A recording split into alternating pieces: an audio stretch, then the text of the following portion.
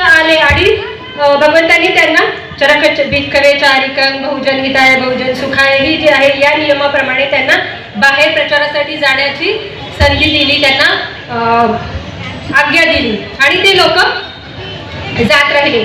हा एकमेव स्टुडंट असा होता ज्याला 6 वर्ष होऊन गेली पण भगवंतांनी त्याला बाहेर प्रचारासाठी पाठवलं नाही. मग तो एक दिवस भगवंतांकडे आला आणि म्हणाला की भगवंत, मला 6 वर्ष झाली, माझ्या मागून कितीतरी लोक आले आणि तुम्ही त्यांना प्रचारासाठी बाहेर पाठवलं, पण मग मला का नाही पाठवते? तुम्हाला अशी शंका आहे का की मला ज्ञान नाहीये, मी लोकांना समजावून सांगू शकत नाही किंवा मला लोकांपर्यंत जाऊन जो संदेश आहे, तुमचा धम्माचा जो संदेश आहे तो पोहोचवता येणार नाही असं वाटतं का? तर भगवंत त्याला म्हणाले की नाही, अजून तुझी वेळ यायची आहे. तरीही तो जिद्द करून भगवंतांना म्हणायला लागला, भगवंत मला तुम्ही एकदा एक संधी द्या, मी जाणार, ज्या गावात जाणार तिथे मी तुमचा संदेश योग्य पद्धतीने पोहोचवणार. भगवंताने मस्त स्माईल दिली आणि म्हणाले ठीक आहे, उद्या तू इथून 4 किलोमीटरवर जे गाव आहे, म्हणजे त्यांच्या बाजूचं गाव होतं, त्या गावात जायचं, भिक्षाटन करायचं, पूर्ण दिवस तिथे राहायचं, तिथल्या लोकांचं काय प्रतिक्रिया येते ते सांगायची आणि संध्याकाळी आल्यानंतर मला येऊन तो पूर्ण वृत्तांत तसं करणार. पूर्ण रात्र त्याने विचारामध्ये घालवली आणि घालवल्यानंतर जेव्हा दुसऱ्या दिवशी तो त्या गावात गेला, भिक्षाटनासाठी गेला, तर ते गाव एकदम अडाणी म्हणा किंवा एकदम भिक्षू विरोधी गाव होतं आणि त्यांनी दगड मारायला सुरुवात केली. त्या भिक्षूला भिक्षाही कोणी दिली नाही आणि एकाने पाहिलं त्याचा सगळं काही जो भेस झालेला, त्या भेसाकडे पाहून दया येऊन थोडीशी आपल्या घरातली एक जी भाकरी आहे ती आणली आणि त्याच्या पुढे फेकून दिली की घे. पण मग त्याला राग आला की मी भिक्षू आहे आणि माझ्या अशा पद्धतीने स्वागत या गावात झालं. संध्याकाळी जेव्हा तो आला तर त्याच्या कपाळाला दगड लागलेला, रक्तबंबाळ झालेला आणि आल्यानंतर म्हणतो, म्हणजे तुम्ही अयोग्य गाव मला दिलं आणि त्या गावात गेल्यानंतर त्या लोकांनी माझी अशी हाल केले. तर भंतेंनी त्यांना स्वतः पट्टी वगैरे लावून नंतर त्यांचं आरामात त्याला सांगितलं की तू आराम कर. दुसऱ्या दिवशी एक स्टुडंट आला आणि त्याला त्याच गावात पाठवलं.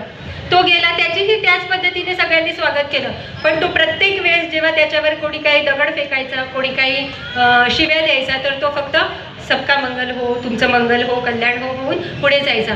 जेव्हा तो एक व्यक्ती जो चपाती आदल्या ह्याला जो भाकरी फेकून दिलेली त्याला जेव्हा फेकून दिली तर त्या व्यक्तीने उचलली, आपल्या पात्रात ठेवली आणि त्याला मंगल कल्याण म्हणून जी गाथा म्हटली जाते, शुभेच्छा गाथा, ती गाथा म्हणून, आशीर्वाद गाथा म्हणून ते पुढे निघाले. त्या व्यक्तीला खूप आश्चर्य वाटलं की मी या व्यक्तीला फेकून दिलेली वस्तू ही उचलल्यानंतर त्यांनी मला आशीर्वाद दिलेला आहे. तर ते ऐकल्यानंतर तो त्यांच्या मागे धावला आणि धावल्यानंतर म्हणाला, म्हणते मी तर तुम्हाला एकदम द्वेषपूर्वक ती जी भाकरी आहे फेकून दिली, म्हणे या गावातून मला दुसरं काही नाही मिळालं, पण तू एकमेव असा आहे की त्याने मला ही भाकरी तरी दिली, म्हणजे माझ्या पात्रामध्ये काहीतरी वाढलं आहे. आणि नंतर संध्याकाळी आल्यानंतर तोही आपला वृत्तांत भगवंतांना सांगायला लागला आणि हा जो शिष्य आहे भगवंतांच्या बाजूला बसलेला होता. भगवंत म्हणाले की ही जी आहे ट्रेनिंग पूर्ण झाल्याची लक्षणं आहेत की तुम्ही कुठेही गेला तर शांतीचाच संदेश तिथे पोहोचवणार. तो जो भाकरी फेकणारा होता तो धावत त्या व्यक्तीच्या मागे गेला, भिक्षूंच्या मागे गेला आणि त्यांना वंदन केलं. का? तर हा शांतीचा संदेश तुमच्या आतून निघाला पाहिजे. जोपर्यंत तुमची ट्रेनिंग पूर्ण होत नाही तोपर्यंत तुम्ही कितीही बडबड केली तरी ती लोकांच्या हृदयापर्यंत पोहोचत नाही. हे त्या जो 6 वर्ष जिथे वाट पाहत बसलेला त्या व्यक्तीला समजलं. त्यांनी भगवंतांना वंदन केलं आणि म्हणाला, बनते अजून माझी वेळ यायची आहे.